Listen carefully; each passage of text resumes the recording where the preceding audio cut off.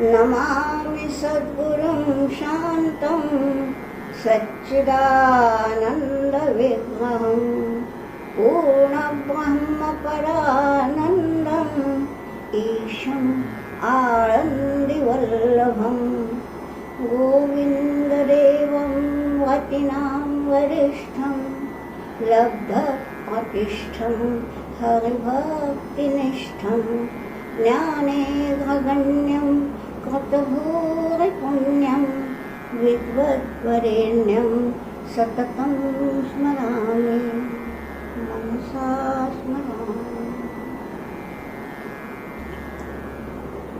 हाँ, तो कल हम कहाँ रुके थे? कल हमने ये देखा कि ये जो दुर्योधन है, भले ही वो राजा है या नहीं, ये बात की बात है, मगर वो तथाकथित राजा दुर्योधन वो आया है और आचार्य मुखसंगम में यानी द्रोणाचार्य के पास आके उनके पास बोल रहा है। तो अब ये गीता जी का ये पहले अध्याय का जो 30वां श्लोक शुरू होगा, लिखा तो नहीं है पुस्तक में, लेकिन यहाँ दुर्योधन उवाच है, यानी यहाँ से दुर्योधन का बोलना शुरू हो गया। देखिए, हाँ, सही बताऊं, लोग कहते हैं कि गीता जी का जो तत्वज्ञान है, जो दर्शन है, वो सब दूसरा अध्याय से शुरू होता है, वो भी दूसरा अध्याय के 11वें श्लोक से। यानी पहला अध्याय जो है वो क्यों है? फिर यूं ही है? नहीं, यहाँ गीता जी में कोई भी चीज फालतू है ही नहीं। ये क्यों है? ये है गीता जी की पूर्ण पृष्ठभूमि। अब यहाँ ये जो श्लोक है, इससे हमको पता चलता है दुर्योधन के स्वभाव का। देखिए क्या है, वो बोलता है पश्यैतां पांडुपुत्राणाम् आचार्य महतीं चमूं व्यूढ़ां द्रौपदपुत्रेण तव शिष्येण धीमता। क्या बोलता है? आचार्य एतां पांडुपुत्राणां महतीं चमूं पश्य। पहली लाइन, आचार्य पांडुपुत्राणां महतीं चमूं पश्य। अब महती चमू, चमू यानी सेना, महती यानी बड़ी, ये पांडुपुत्रों की बड़ी सेना को देख लीजिए। अभी कहने की क्या आवश्यकता थी जी?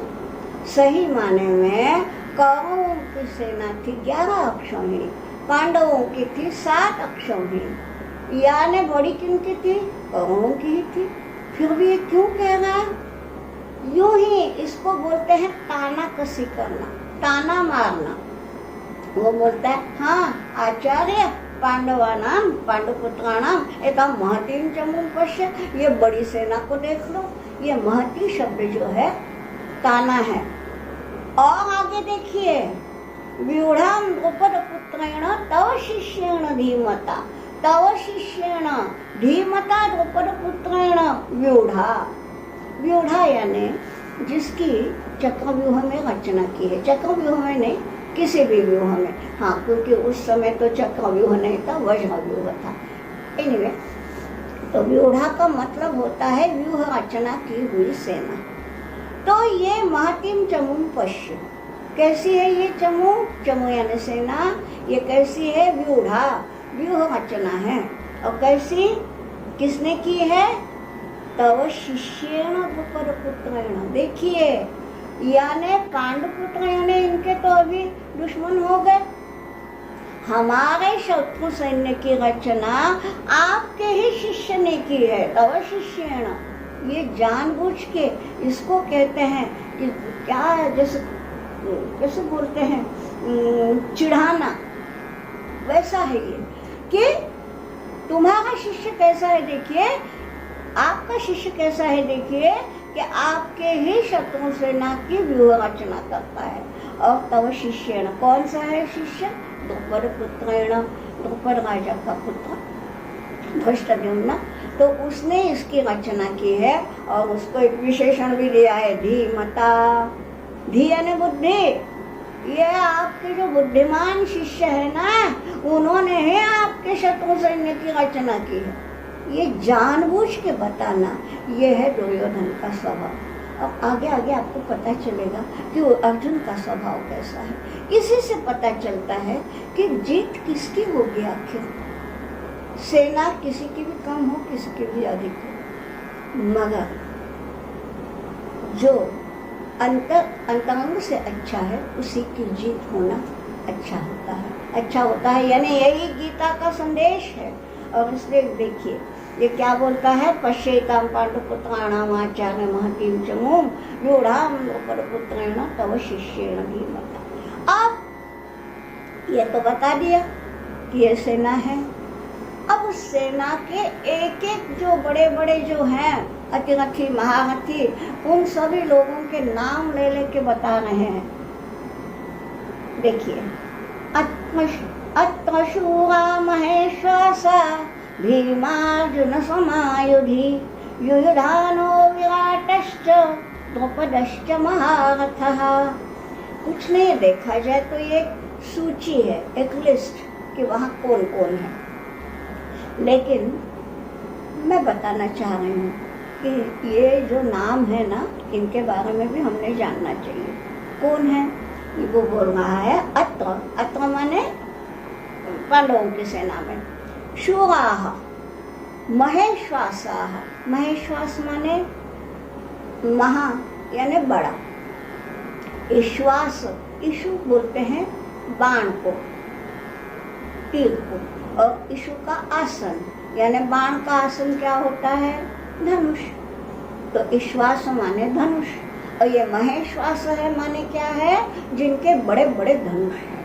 हाँ, तो अत्र शूरा महेश्वासा, कौन कौन, भीमार्जुन समाह। अब ये तो जानते हैं, इनके बारे में बताने की आवश्यकता नहीं। भीम और अर्जुन के समान बड़े बड़े धनुर्धारी यहाँ है। और कौन कौन है, युयुधानो विराटश्च द्रौपदश्च महारथः। तो ये कौन कौन है यहाँ। विराट राजा, वो तो जानते हैं आप कि अज्ञातवास में विराट राजा के यहाँ ही पांडव रहे थे। द्रौपद यानी द्रौपदी के पिता।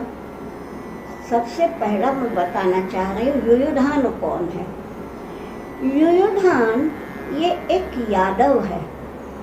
देखिए, इनकी मृत्यु महाभारत युद्ध में नहीं हुई है, इनकी मृत्यु हुई है बाद में यादवी में।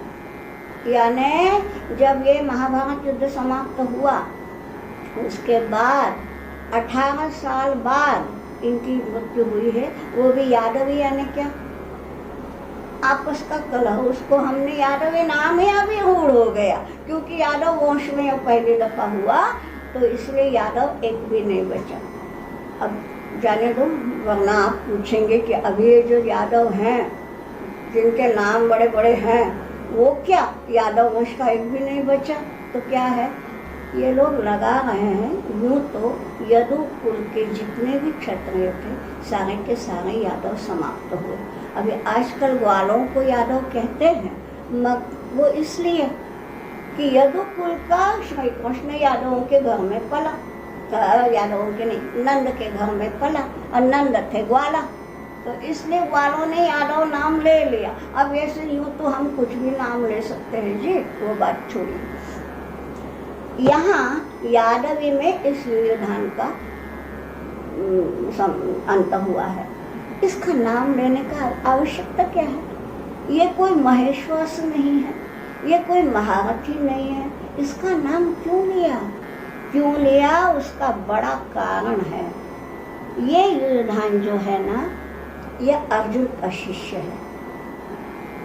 हाँ, उसको ये जतलाना है कि देखिए ये युयुधान अर्जुन का शिष्य है, तो बराबर अर्जुन की ओर गया, अर्जुन की तरफ से, माने पांडवों की तरफ से वो लड़ रहा है। लेकिन ये जो धृष्टद्युम्न है वो आपका शिष्य है, वो तो पिछले श्लोक में आया ना, ये आपका शिष्य है तो भी आपके विरोध में जा रहा है। ये जतलाना है द्रोणाचार्य को। यानी देखिए, अपने गुरु से बात कर रहा है, द्रोणाचार्य से बात कर रहा है, फिर भी उन्हें ताने देने में ये चूक नहीं रहा है। ये है दुर्योधन का चरित्र। चलिए बाकी कुछ नहीं है, इसमें केवल लिस्ट ही है। आगे चलते हैं कि वो कह रहा है कि पांडवों की सेना में और कौन कौन है। तो देखिए, धृष्टकेतुश्चेकितानः काशीराजश्च वीर्यवान् पूजित कुन्तीभोजश्च शैव्यश्च नरपुंगवः। अब ये कौन कौन है? ये धृष्टकेतु कौन है? जानते हैं आप? नहीं जानते तो सुनिए, ये शिशुपाल का बेटा है। और शिशुपाल के बारे में तो आप जानते ही हैं सब। अब नहीं तो उतना इतिहास बताने जाऊं तो अपना गीता अलग रह जाएगी और वही इतिहास में हम जाएंगे। लेकिन इतना समझ लीजिए कि शिशुपाल नाम का जो दुर्योधन के ही समान दुष्ट मित्र है, उसका ये बेटा है और वो उनकी तरफ से है। ये जतलाना है, शिशुपाल आपका मित्र है, दुर्योधन का मित्र है। दुर्योधन ही बोल रहा है कि शिशुपाल मेरा मित्र है और उसका बेटा उस तरफ से लड़ रहा है। कहीं तो भी देखिए, आदमी जब यूँ ताने कसता है ना, क्यों कसता है? हो सकता है अभी आपके सुनने वालों में से कोई साइकोलॉजिस्ट भी होगा, मानस शास्त्र के मनोवैज्ञानिक भी होगा, वो जानता ही होगा, वो पढ़ाता भी होगा कि आदमी ताने कसने पे कब उतारू होता है, जब उसके अंतर मन में कुछ कसक होती है। कहीं उसको लगता है कि नहीं, यहाँ मैं कुछ कम पढ़ रहा हूँ। उसके आत्मविश्वास को जब ठेस पहुँचती है ना, तो वो फिर ताने देना शुरू करता है। अब यहाँ दुर्योधन को ये बुरा लग रहा है कि मेरे खास मित्र का बेटा पांडवों की ओर से लड़ रहा है, इसलिए नाम लिया है धृष्टकेतु का। चेकितान भी एक यादव है।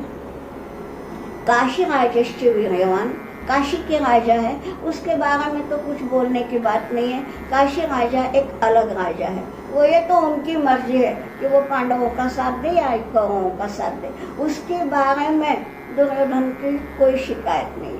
लेकिन काशीराज भी उनकी तरफ है। और ये जो है ना, रोजित और कुंती भोज, ये दोनों हैं कुंती के भाई, यानी पांडवों के मामा।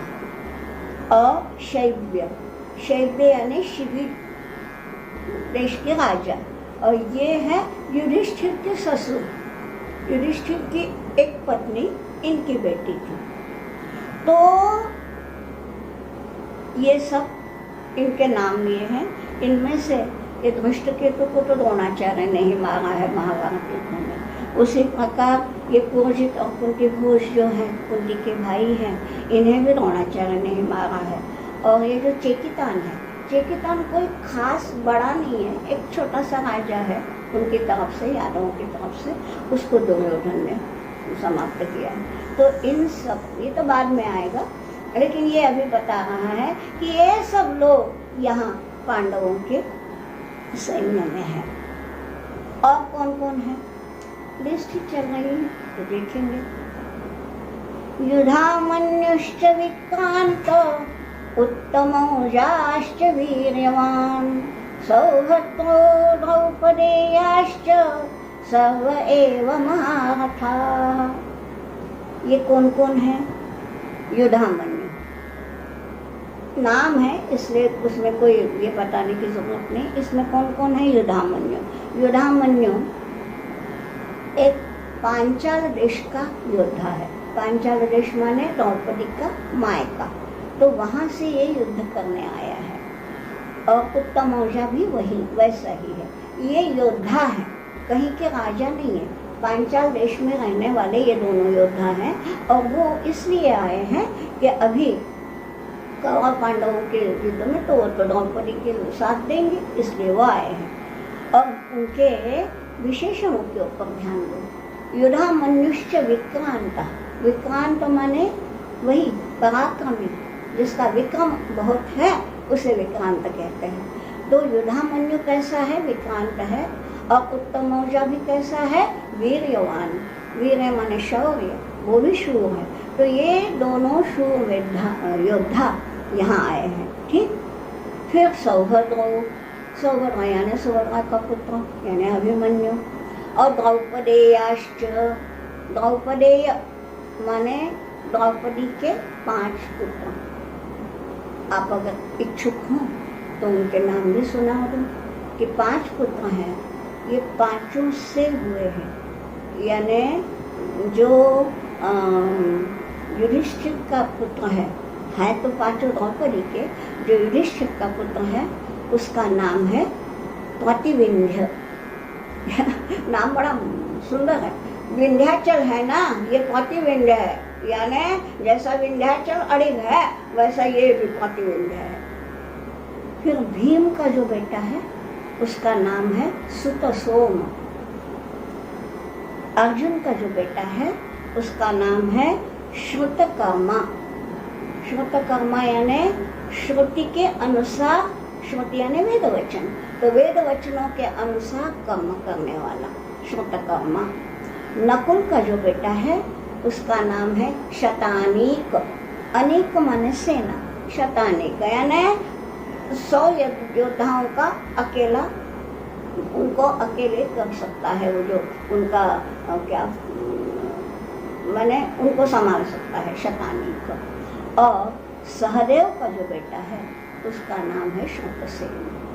तो ये सब द्रौपदेयाश्च। तो क्या बतलाया है, ये बतलाया है कि युधामन्यु, उत्तमौजा, सौभद्र यानी अभिमन्यु और द्रौपदी के 5 बेटे, ये सर्व एवं महारथाः। पिछले श्लोक में भी ये महारथ शब्द आया है। एक बात है, महारथ शब्द जो है हम हिंदी में या मराठी में भी बोलते समय अतिरथी, महारथी शब्दों का प्रयोग करते हैं, लेकिन अर्थ नहीं मालूम होता जी। हमारे यहाँ ऐसे ही होता है, जैसे एक कॉइन होता है ना, उसके ऊपर का अगर वो मिट जाए, हाँ चिकना हो जाए, तो कॉइन है मगर उसका मूल्य नहीं रहता ना। वैसा हुआ है, हम इन शब्दों को प्रयोग तो करते हैं उन शब्दों का, लेकिन अर्थ नहीं जानते तो वो निरर्थक होकर रह जाते हैं। अब अतिरथ और महारथ, इसका अगर सही अर्थ जानना है तो हमें संस्कृत का ही आश्रय लेना पड़ेगा। क्या बतलाया है? महारथ की परिभाषा क्या है?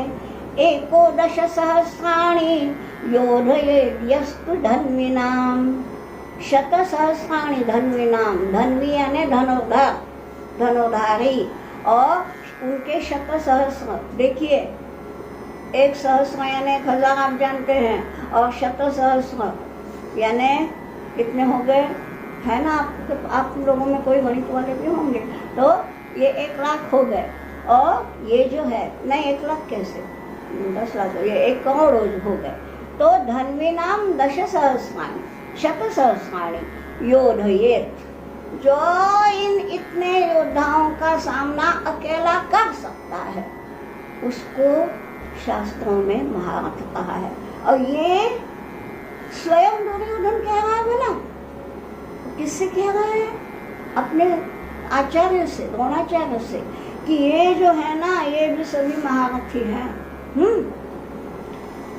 अब इतना बता तो दिया, अब ये बताने के बाद उसे ये लग रहा है कि अरे भाई इनका तो ये सब है, हमारा क्या, मैं इनको क्यों? यानी दुर्योधन गया है अपने आचार्य के पास।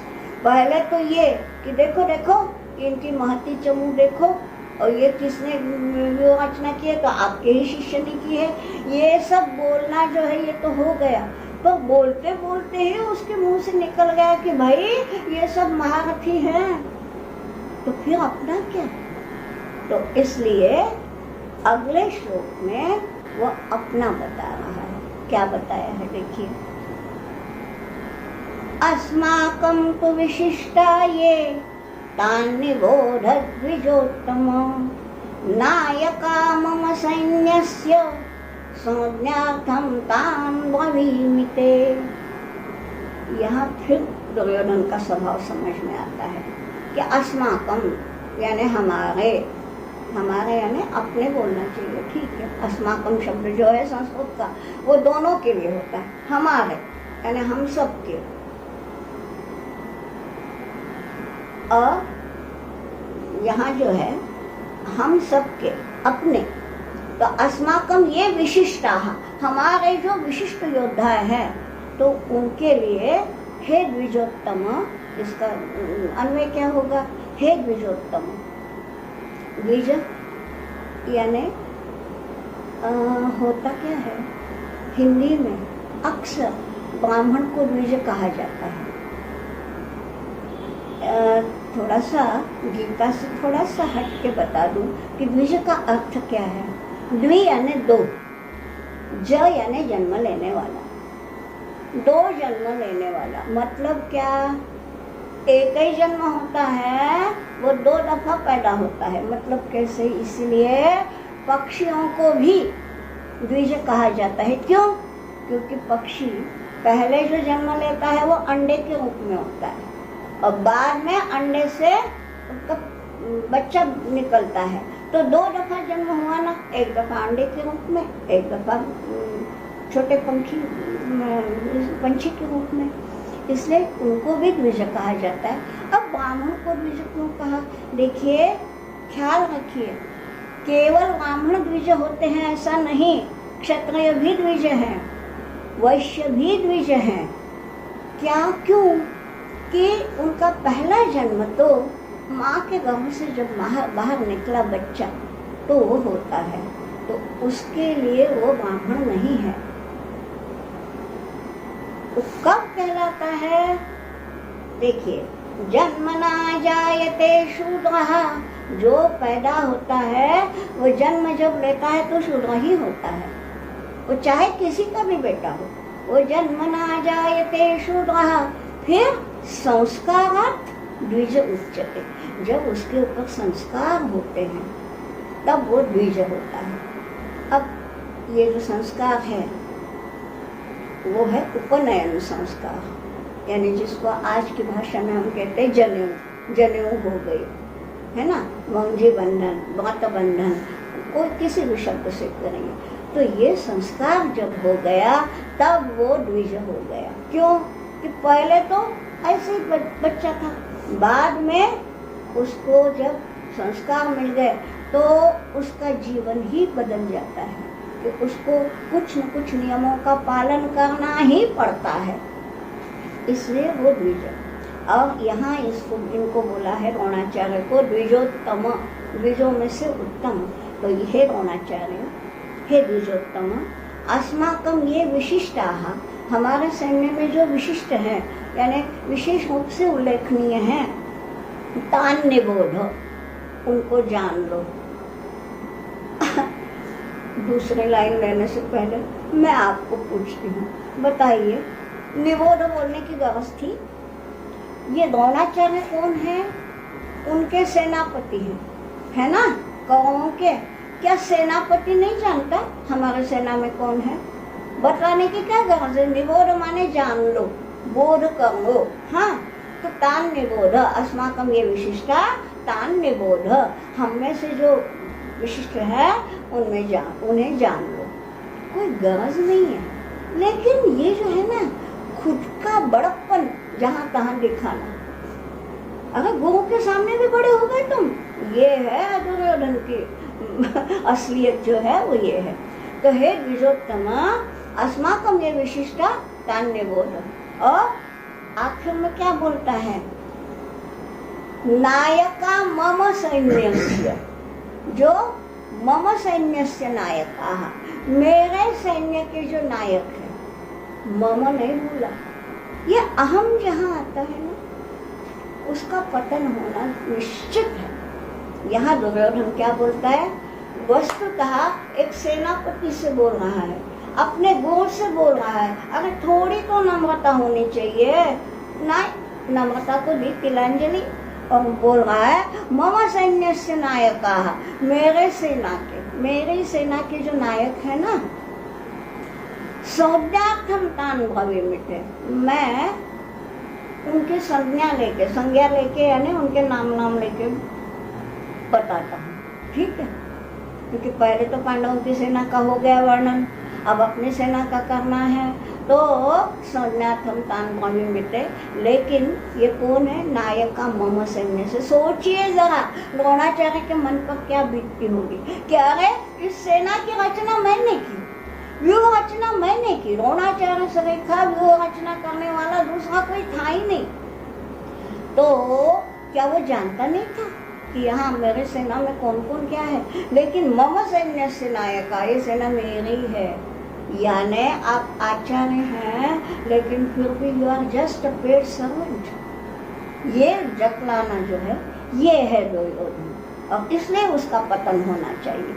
क्या बतलाया है? संज्ञार्थम तान ब्रवीमिते। अब क्या क्या है देखिए, कौन कौन है इसमें?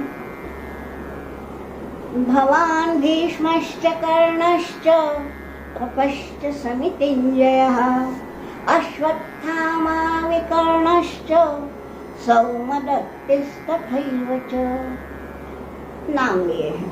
संज्ञार्थम तान ब्रवीमि बोला है कि उनके नाम ले लेके, संज्ञा का अर्थ नाम होता है, तो उनकी संज्ञा ले लेके माने उनके नाम ले लेके मैं बताऊंगा तो नाम बताए। तो पहले तो इतना तो भी इतनी सुध-बुध है, मतलब उसमें शेष कि वो बोलता है भवान, पहला बोलता है आप हैं, इतना तो भी उसको रही कर चलो।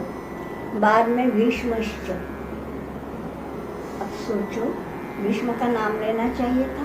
भीष्म कौन है? इनके दादाजी हैं।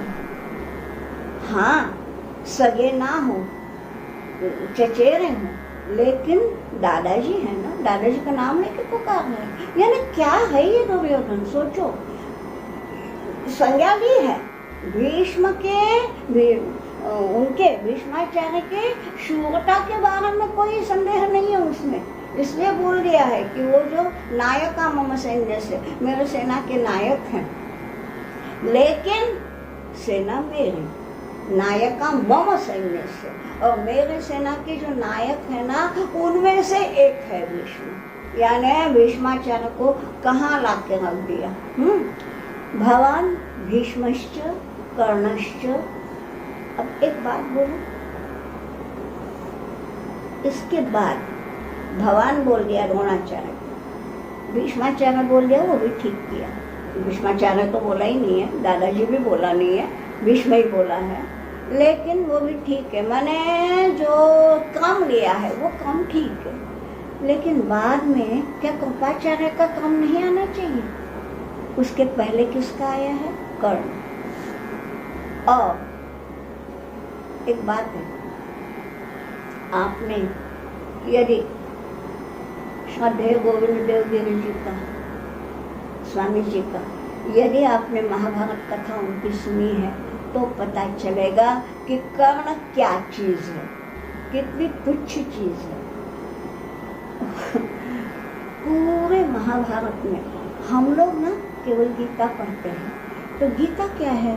महाभारत के जो 18 पर्व हैं उनमें भी उपपर्व है। तो 18 पर्वों के जो भीष्म पर्व है, भीष्म पर्व के अध्याय 25 से लेके 42 तक, ये जो 18 अध्याय है तो ये है गीता। तो 18 पर्वों में से एक पर्व का एक छोटा सा टुकड़ा है। हमारे गुरु जी मैं उन्हें कहती हूँ, हमारे श्रद्धेय गोविंद देव गिरि जी, तो उनको पूरा महाभारत कथा उन्हें याद है, और वो जब कहते हैं तब ये पूरे चरित्रों का पूरा आलोड़न विलोड़न करके वो प्रस्तुत करते हैं। तो इसलिए उस कर्ण क्या है कि कृपाचार्य के पहले उनका नाम लिया जाए, लेकिन दुर्योधन लेता है भवान भीष्मश्च कर्णश्च, लेकिन फिर उसको ख्याल आता है दुर्योधन बुद्धू नहीं है,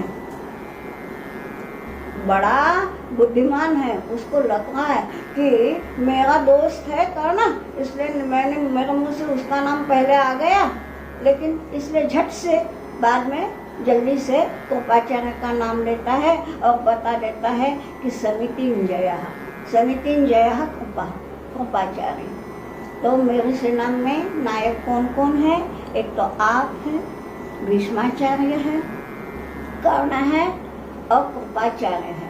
और कृपाचार्य के लिए जल्दी से विशेषण जोड़ देता है जिससे कि उन्हें बुरा ना लगे। आपको मालूम है ना द्रोणाचार्य कृपाचार्य का रिश्ता क्या है? द्रोणाचार्य जो है वो कृपाचार्य के जीजा जी हैं। कृपाचार्य उनके शालक हैं, साला जिसको कहते हैं वो है। तो इसलिए जल्दी से पहले नाम नहीं लिया, कर्ण का नाम लिया, लेकिन फिर जल्दी से बता दिया कि समितिंजय। समितिंजय मैंने समिति में जय पाने वाले, जीत पाने वाले। समिति का अर्थ हिंदी का अर्थ मत लीजिए कृपा करके, समिति का अर्थ है युद्ध, युद्ध में जीतने वाला। कृपश्च समितिंजय, युद्ध में जीतने वाले कृपाचार्य। तो भगवान भीष्मश्च कर्णश्च समितिंजय कृपश्च। और कौन? अश्वत्थामा। अश्वत्थामा तो आप जानते ही हो कि द्रोणाचार्य का पुत्र है। और विकर्ण और सौमदत्ति। ये विकर्ण और सौमदत्ति के बारे में बाद में बताएंगे। पहले ये बता दूं कि यहाँ जो नाम लिए हैं इनमें से 2 जन कृपाचार्य और अश्वत्थामा, ये दोनों चिरंजीव हैं। ऐसा एक भी चिरंजीव पांडवों के पास नहीं है, ये बतलाना है। आपको शायद मालूम होगा। अश्वत्थामा बलिर्व्यासो,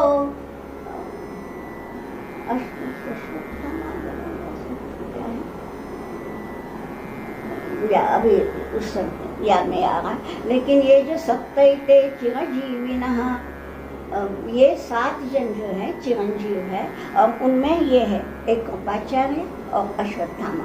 ये जतलाना है कि ये 7 चिरंजीवों में से 2 चिरंजीव तो हमारे पास है, पांडवों के पास क्या है, ये बतलाना है। और विकर्ण, विकर्ण ये है तो दुर्योधन का सगा भाई, पर बड़ा धार्मिक मत्ती का है। लड़ रहा है अपने भाई की ओर से ही, दुर्योधन की ओर से लड़ रहा है, लेकिन धार्मिक मत्ती का है। और सौमदत्ति, तो ये सौमदत्ति कौन है? ये भूरिश्रवा का बेटा है। और थोड़ा सा ये शंतनु, पहले जो थे शंतनु थे। आपको ये इतिहास तो मालूम होगा कि ये यहाँ आए कैसे, ये धृतराष्ट्र। शंतनु, शंतनु के एक ही बेटे थे भीष्म। वस्तुतः शंतनु के बाद भीष्म ने सिंहासन पर बैठना चाहिए था, लेकिन फिर सत्यवती के साथ विवाह हुआ शंतनु का। सत्यवती के पिता ने बोला था कि मेरे बेटों को, मेरी बेटी के बेटों को यदि सिंहासन मिलेगा तभी मैं बेटी दूंगा। तो तब भीष्म ने प्रतिज्ञा ली कि ना मैं सिंहासन पर बैठूंगा, ना मैं विवाह ही करूंगा, ब्रह्मचर्य पालन करूंगा, जिससे कि मेरे बेटे भी सिंहासन पर अधिकार में जतलाए। इसलिए क्या हुआ, सत्यवती के बेटे थे 2, उनमें से बड़ा बेटा सिंहासन पर बैठ गया।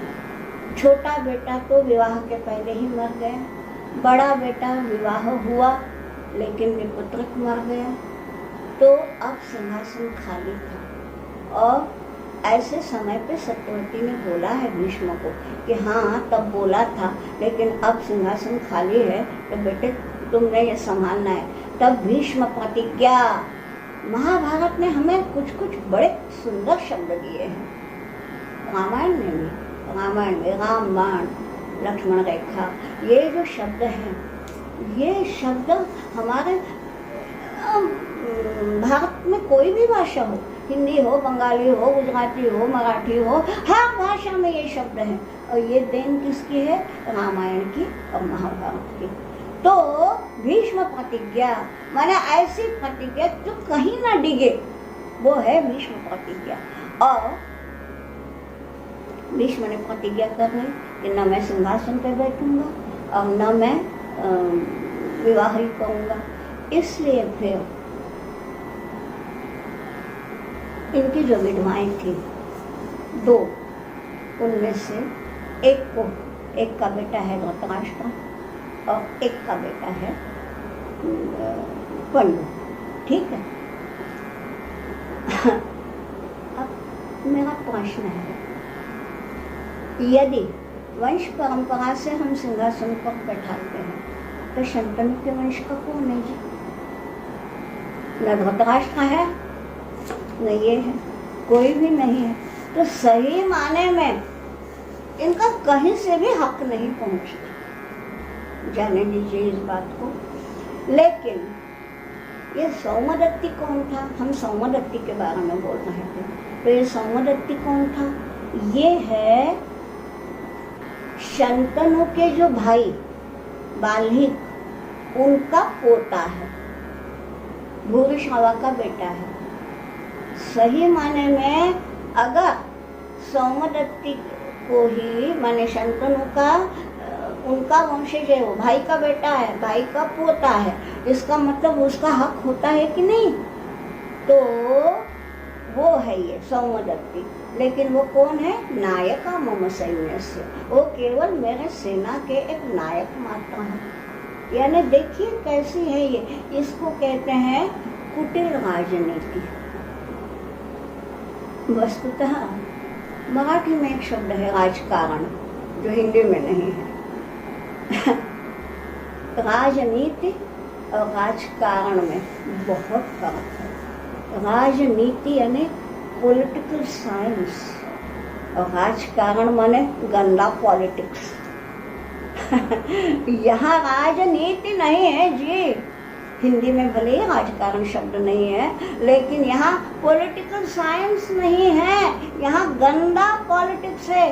कि देखा जाए तो शंतनु का वंशज ये सौमदत्ती है। अगर वो आता सामने तो उसको सिंहासन पे बैठने का पूरा पूरा अधिकार था। वो आया नहीं, सात्विक वृत्ति का है और ना शूर है, इसी तरफ से लड़ रहा है, दुर्योधन की तरफ से। लेकिन इनका नाम लिया है सौमदत्ती और विकर्ण। ये क्यों नहीं है इन दोनों के नाम? ऐसा नहीं है कि इनकी सेना में यही दोनों हैं, बाकी भी बहुत है। इनके नाम क्यों लिए? क्या हुआ है? ऊपर का बोल तो गया वो कि सर्व एवं महारथा, पांडवों के जो है वो एक से एक महारथी है। अरे भाई, तो हम कम तो नहीं पड़ रहे, इसलिए जल्दी जल्दी वो सब मलम पट्टी कर रहा है। वो दुर्योधन वो ये बोल रहा है कि अपने पास तो दो दो चिरंजीव है, अपने पास तो साक्षात शंतनु के वंशज हैं, और ये दोनों धार्मिक वृत्ति के हैं, माने धर्म की दृष्टि में भी हम कहीं कमी नहीं है। ये सब बतलाने के लिए इन लोगों का नाम लिया है। भवान भीष्मश्च कर्णश्च कृपश्च समितिंजयः। समितिंजयः कृपाचार्य का विशेषण है। अश्वत्थामा, विकर्ण और सौमदत्ती। सौमदत्ती इसलिए कि सोमदत्त का पुत्र, उसका नाम है भूरिश्रवा, लेकिन सोमदत्त का पुत्र है। जैसे आप बोलते हैं ना दाशरथी राम, दाशरथी यानी दशरथ का पुत्र। इसी प्रकार ये सौमदत्ती है, मतलब सोमदत्त का पुत्र। और सोमदत्त कौन थे? शंतनु के सगे भाई के बेटे। सोचो, ये सब जब तक हम पता नहीं ना महाभारत, तब तक हमको गीता का मर्म नहीं समझ में आता जी। और इसलिए ये सब आना चाहिए। देखिए, अब खुद की सेना का आगे वर्णन है, देखा। इसीलिए शंकराचार्य ने जो गीता भाष्य लिखा, भाष्य की शुरुआत कहाँ से की है? दूसरे अध्याय के 11वें श्लोक से। इनके ऊपर कुछ लिखा ही नहीं है, बस अर्थ लिखते गए। अर्थ क्या लिखना, उन दिनों संस्कृत में अर्थ लिखना था, ये सब संस्कृत में ही है, तो क्या बस यूं यूं उसका प्रोज ऑर्डर में लिखा, यहाँ श्लोक है और वो केवल गद्य में लिख दिया, इतना ही किया। भाष्य नहीं लिखा। भाष्य क्यों नहीं लिखा? क्योंकि इसमें कोई दार्शनिक तत्व ज्ञान नहीं है, लेकिन ऐतिहासिक मूल्य तो है। और इसको जब तक हम इतिहास को नहीं जानेंगे, गुरु जी का, अब देखिए, मैं जब जब गुरु जी कहूँ तो वही है स्वामी गोविंद देव जी। तो उनका एक वचन है कि जब तक हम इनको नहीं समझते, अर्जुन को नहीं समझते, तब तक गीता भी नहीं समझ में आएगी। यानी अर्जुन को समझना यानी पूरे पार्श्वभूमि समझना। तो ये पार्श्वभूमि के लिए ये सब आवश्यक। आगे क्या बोलता है दुर्योधन? अन्ये च बहवः शूरा मदर्थे त्यक्त जीविताः नानाशस्त्रप्रहरणाः सर्वे युद्ध विशारदाः। अन्ये च, अब सबका नाम नहीं लेता बोलते हैं, क्योंकि अपनी सेना तो बहुत है, अपरिमित है, असीम है, और सबके नाम कहाँ तक गिनाता रहूं, तो इसलिए अन्य, बहुत कुछ, अन्य यानी बहवः शूराः, अन्य बहवः, और बहुत से ऐसे शूर हैं। अब आगे जो 3 ये दिए हैं ना, ये शूर कैसे हैं? ये है मैनेजमेंट की बात। क्या बताया है? ये कैसे है? मदर्थे त्यक्त जीविताः, मदर्थे मेरे लिए, त्यक्त जीवित मेरे लिए उन्होंने प्राण भी न्यौछावर कर दिए हैं। अपने प्राण देने की उन्हें ये नहीं है कि हमारे प्राण चले जाए। दुर्योधन के लिए लड़ते लड़ते यदि मैं मृत्यु को प्राप्त हो जाऊं तो भी कोई चिंता नहीं। ये जिनका मतलब है वो मदर्थे त्यक्त जीविता है, यानी जिस काम को हाथ में लो उसमें ऐसा चलो कि त्यक्त जीवित, ठीक है। फिर अरे भाई ठीक है, ऐसी ललक तो है, लेकिन किसी भी काम के लिए केवल ललक होना नहीं, ललक तो आवश्यक है, इसलिए उसका पहला नाम लिया है। लेकिन ललक है, लेकिन साधन नहीं है, तो साधन भी चाहिए ना, इक्विपमेंट्स। तो ये बतलाया नाना शस्त्र प्रहरणाः, वो नाना शस्त्रों से, अनेकविध शस्त्रों उनके पास है, और शस्त्रों के भी क्या फायदा अगर उन शस्त्रों को चलाने की विद्या नहीं हो तो। इसलिए सर्वे युद्ध विशारदाः, ये युद्ध विशारद भी है। यानी क्या क्या है? पहले तो ललक, इच्छा, फिर साधन, और तीसरी बात है साधन चलाने का ज्ञान। ये तीनों जहाँ एक साथ होंगे वहाँ जीत है। ये हालांकि दुर्योधन कहता है, लेकिन भाई ये मैनेजमेंट का बड़ा अच्छा सूत्र है। मैंने जो शुरू में कहा था कि ये सबके लिए गीता जो हितकारिणी है वो ये है। दुर्योधन से भी हमें कुछ कुछ हितकर बातें समझ में आती हैं। तो आज हम यहीं रुकेंगे, और इसलिए अभी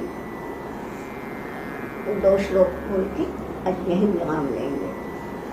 वसुदेवसुतं देवं कंसचाणूरमर्दनं देवकी परमानन्दं कृष्णं वन्दे जगद्गुरुं योगेशं सच्चिदानन्दं वासुदेवं व्रजप्रियं धर्मसंस्थापकं वीरं